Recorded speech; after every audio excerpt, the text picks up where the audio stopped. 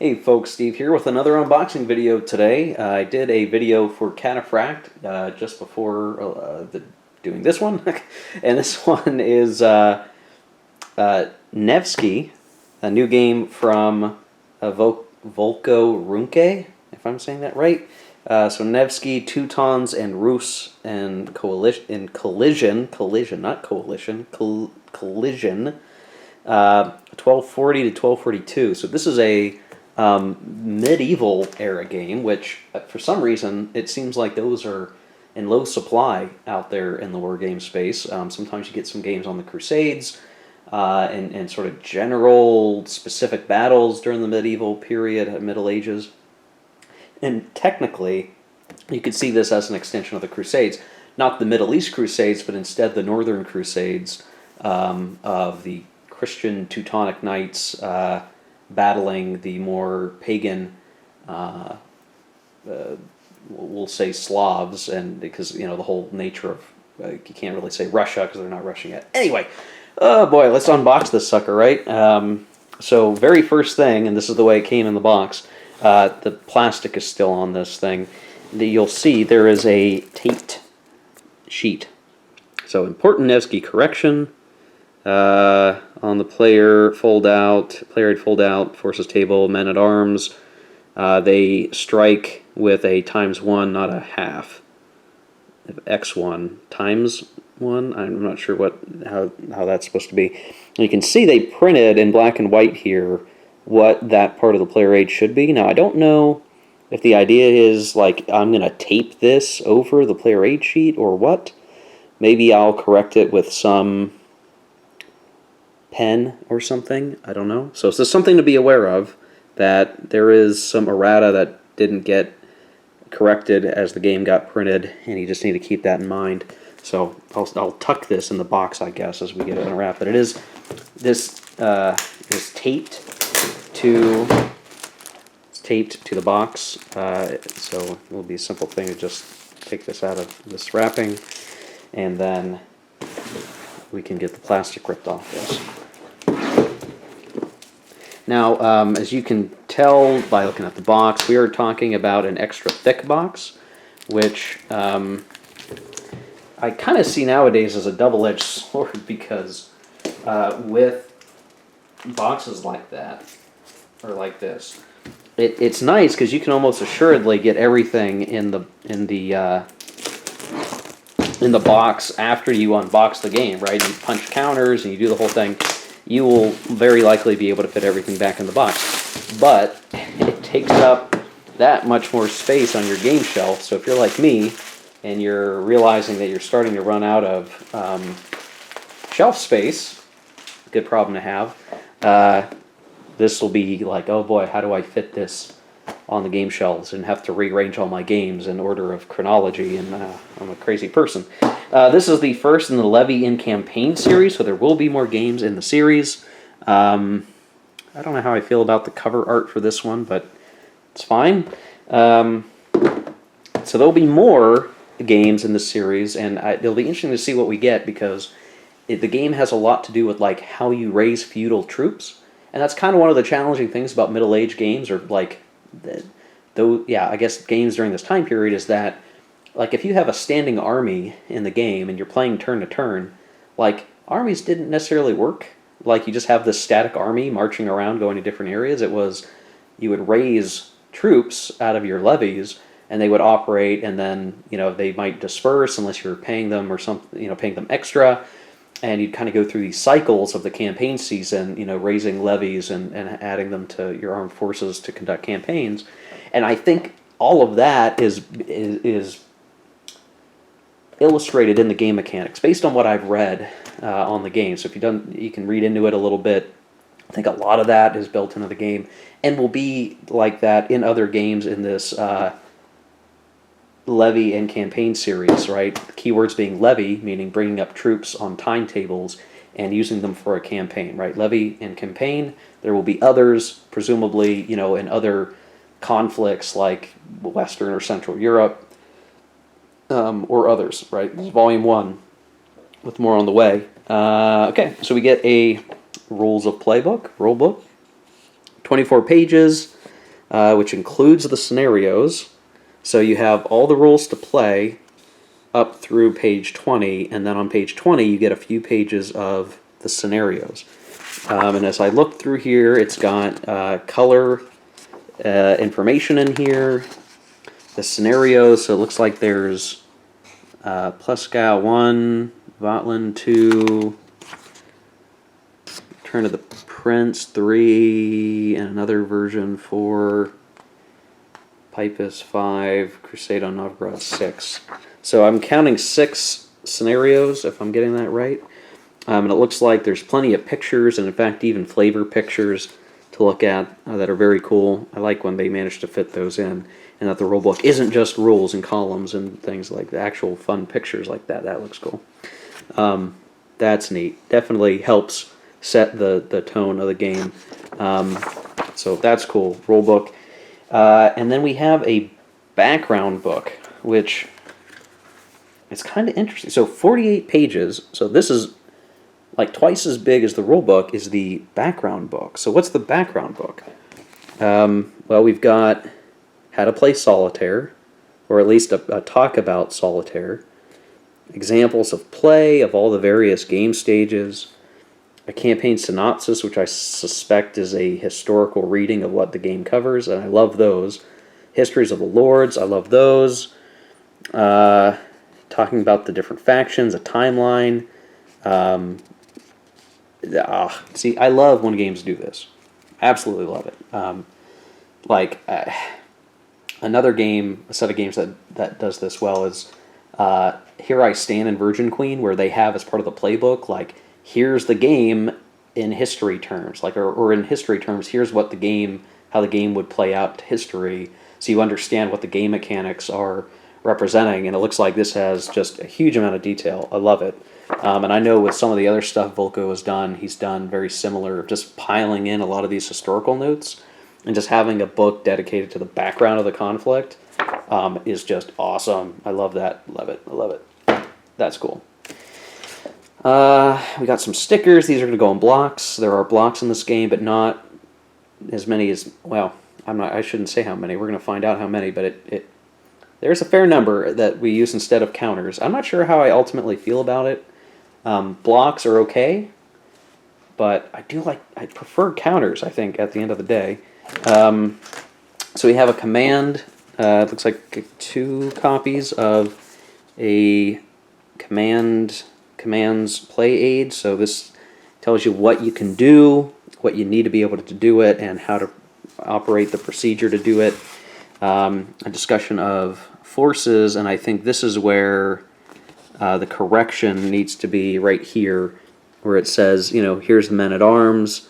That is indicative of something clashing or something, and that needs to be a ×1, not a ×½ or an X-half. I'll have to look at that more closely. But that is what you need to correct for the errata, apparently. How battles are conducted, and a sequence of play. So it looks like pretty solid player aids. Seems like that, close to the same amount of information you might need if you were playing like a coin game. So like you should be able to play the game just fine having this. You may not need to reference the rules a whole lot. We got a whole bunch of stuff here. So interesting. So this is this must be like a player mat.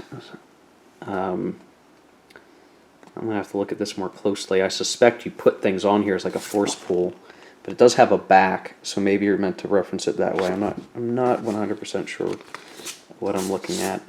Same thing with the Russians. Russians have similar, looks like a force pool, but then on the back, another view of that, I guess, is maybe one way to look at it. Reference sheet for Arts of War. Reverse side. One side is Russian. The other side is Teuton. This is a deck inventory of the cards. This game does have cards, I should point out. And it looks like we have these hidden information player. I don't know what you call these.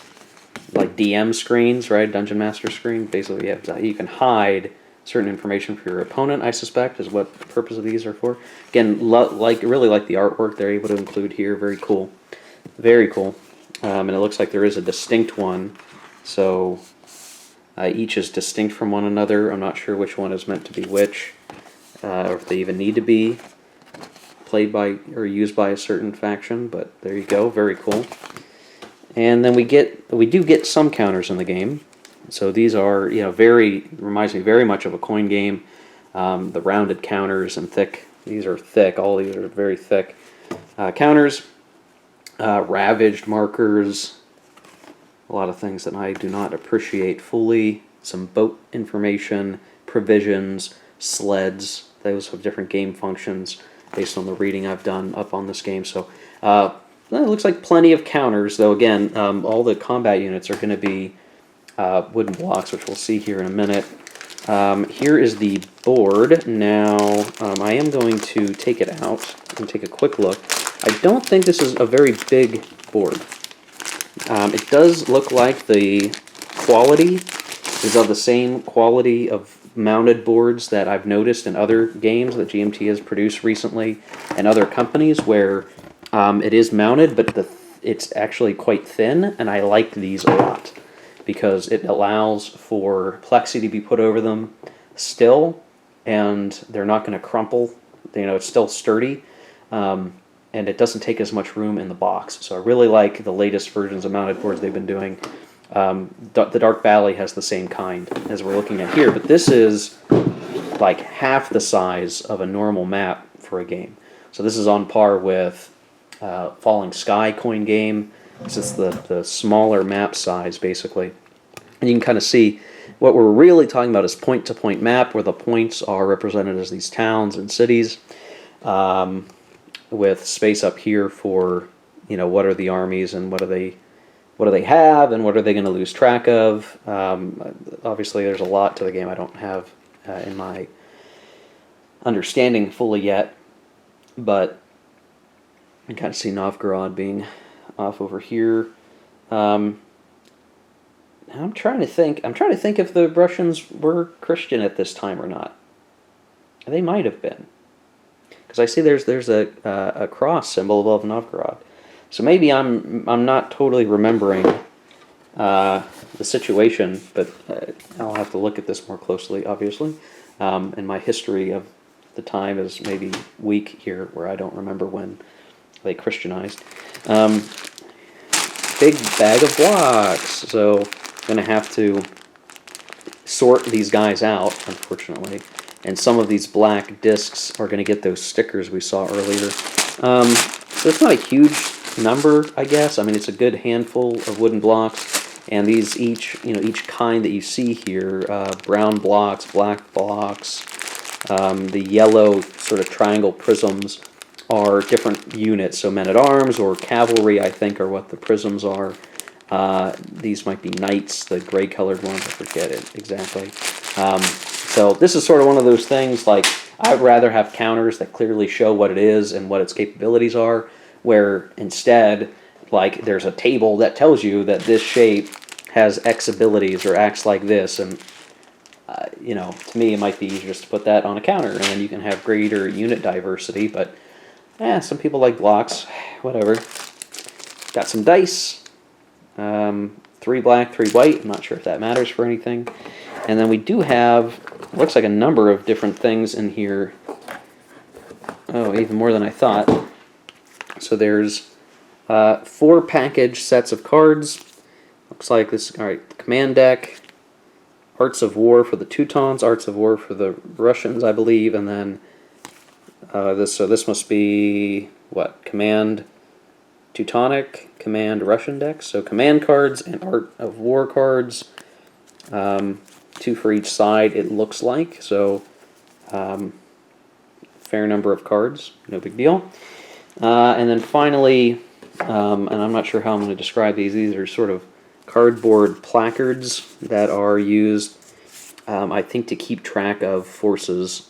So you can see it talks about asset and vassals, if who's routed. If we were to get Yaroslav's forces, we would get one knight, one light horse, and one man-at-arms, apparently, and these different values.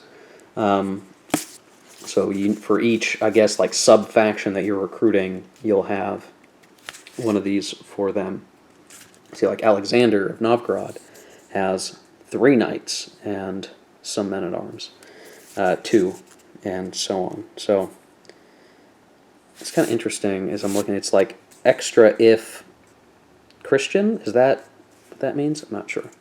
So interesting stuff. And then, of course, in the box itself, we do have the divider organizer, and like I said for the other video I did today, these are kind of double-edged swords. They can be. I like them because they help keep things square, and square in a box is the most efficient use of space. So if you can like organize it efficiently, they're nice. But sometimes to use space most efficiently, you just got to take these suckers out and put all the stuff inside with all the flat paper at the bottom and all the pieces on top.